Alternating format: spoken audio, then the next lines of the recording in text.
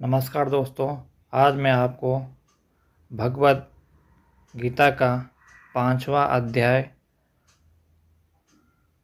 कर्म संन्यास योग के बारे में बताऊंगा। अध्याय 5 में अर्जुन श्री कृष्ण से एक महत्वपूर्ण प्रश्न पूछते हैं, क्या जीवन में कर्म का त्याग श्रेष्ठ है या कर्म करते हुए योग में स्थित रहना श्रेष्ठ है। अर्जुन इस उलझन को दूर करते हुए भगवान उनको बताते हैं कि कर्म संन्यास त्याग तथा कर्म योग कर्तव्य करते हुए फल का त्याग दोनों मार्ग मोक्ष तक ले जाते हैं, परंतु साधारण व्यक्ति के लिए कर्म योग अधिक सुगम और श्रेष्ठ है, क्योंकि यह जीवन में संतुलन और शांति लाता है। श्री कृष्ण भगवान समझाते हैं कि जो मनुष्य कर्म के फल को त्याग करके अपने कर्तव्य करता है, वह वास्तव में सच्चा सन्यासी है। केवल बाहरी वस्त्र या कर्म का त्याग करना सन्यासी नहीं है, बल्कि मन में आसक्ति छोड़ना ही सन्यास है। कर्मयोगी कर्म करता हुआ भी पाप से मुक्त रहता है, क्योंकि उसका उद्देश्य केवल कर्तव्य होता है, ना कि फल की इच्छा। आगे भगवान श्री कृष्ण कहते हैं कि ज्ञानी मनुष्य सब प्राणियों में समानता देखता है। वह ब्राह्मण, गाय, हाथी, कुत्ता या चंडाल सब में एक ही परमात्मा की झलक देखता है। ऐसी समदृष्टि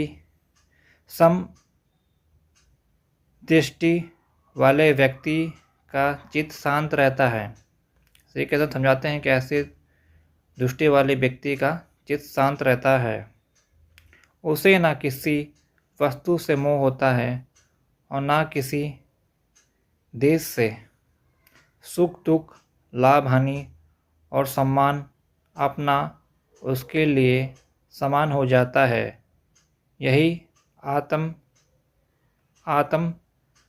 संयम का श्रेष्ठ अवस्था है। कर्मयोगी के लिए भगवान कहते हैं कि वह कर्म करते हुए भी कर्मों से बांधता नहीं, क्योंकि उन्हें यज्ञ भावना से करता है। वह अपने शरीर, मन और इंद्रियों को वश में रखता है और जो भी करता है, खाता है, सोता है, बोलता है, ईश्वर का भजन करता है।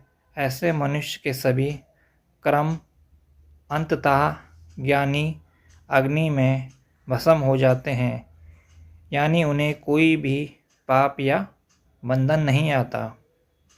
भगवान बताते हैं कि जो व्यक्ति मन और इंद्रियों को नियंत्रित कर लेता है, इच्छा और क्रोध को जीत लेता है, बाहरी वस्त्रों में सुख नहीं ढूंढता, वह भीतर ही भीतर आनंद का अनुभव करता है।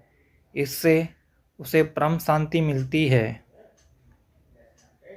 यह शांति उन्हें मिलती है जिनके मन ईश्वर में स्थिर होता है और जो जीवन में अतः अंत में भी उसी एक परम सत्ता में लीन होने की इच्छा रखते हैं।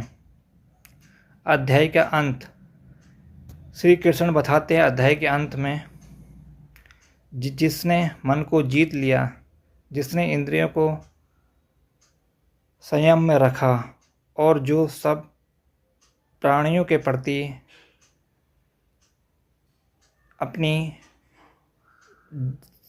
दया, मैत्रीता और समानता रखता है, वह वास्तव में मुक्ति का पात्र है। वह संसार के सब बंधनों को पार करके परम ब्रह्मा में स्थिर हो जाता है। श्री कृष्ण का यही अध्याय 5 में बताया गया है। अगर आपको भगवद गीता का यह 5वां अध्याय अच्छा लगा तो चैनल को लाइक और सब्सक्राइब करना ना भूलें। धन्यवाद।